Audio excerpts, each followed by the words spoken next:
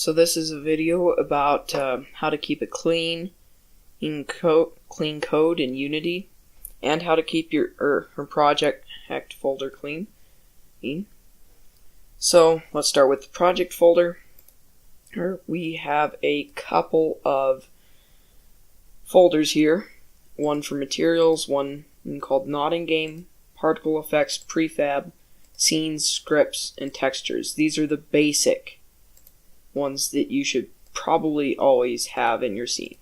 Particle effects, maybe not so much, but still very useful. So now we have Not in Game. This requires some explanation. Basically what it does is if you install a package and you're only using one part of it, but you might eventually have to use others or parts, you just stick the rest of the package in the Not in Game folder. And that's real nice to have. Particle effects, pretty self-explanatory.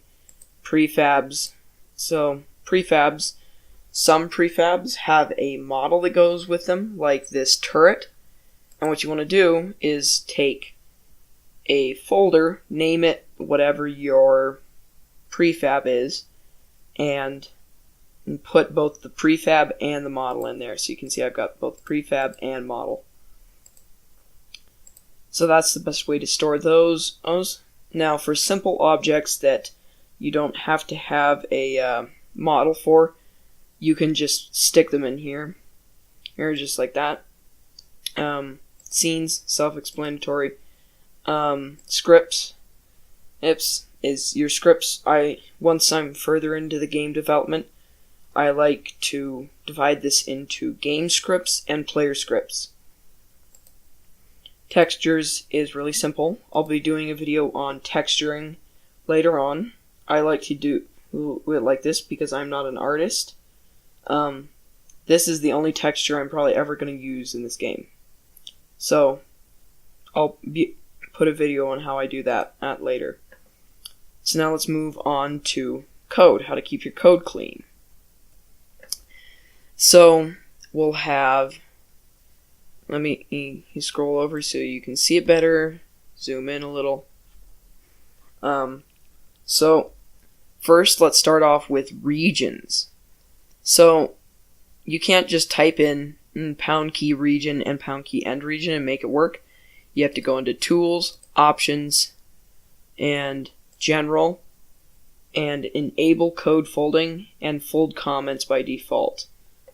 So yeah, it sounds weird, and I still don't actually know quite what all these do. I know the basics of it. Enable code folding just says that you can fold code.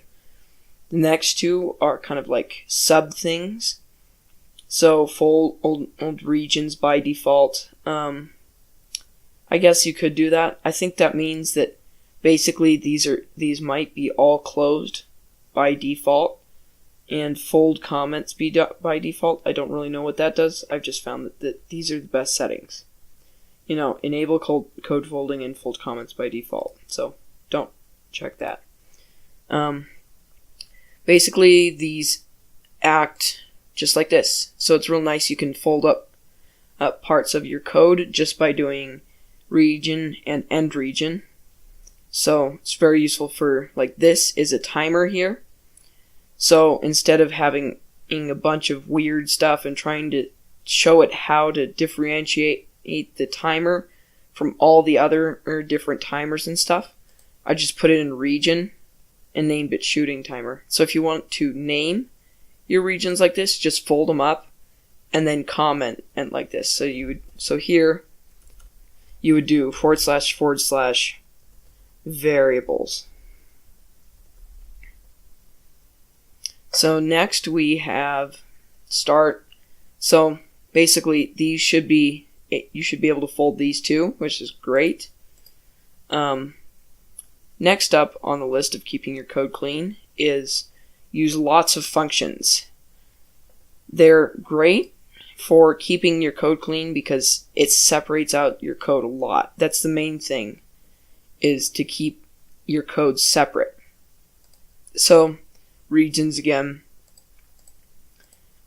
So the reason these work so well is because it just separates out the code that does the hard number crunching. Like, if you had a piece of code that would spawn enemies at random times in random places, you could have a method that says spawn enemy, and it just takes in a position.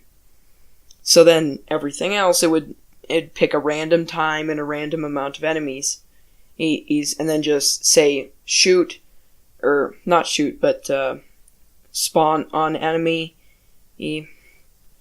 and it would work. So that's it for this video. Tell me about all your other or favorite tricks and tips in the comment section below. So that's all for now.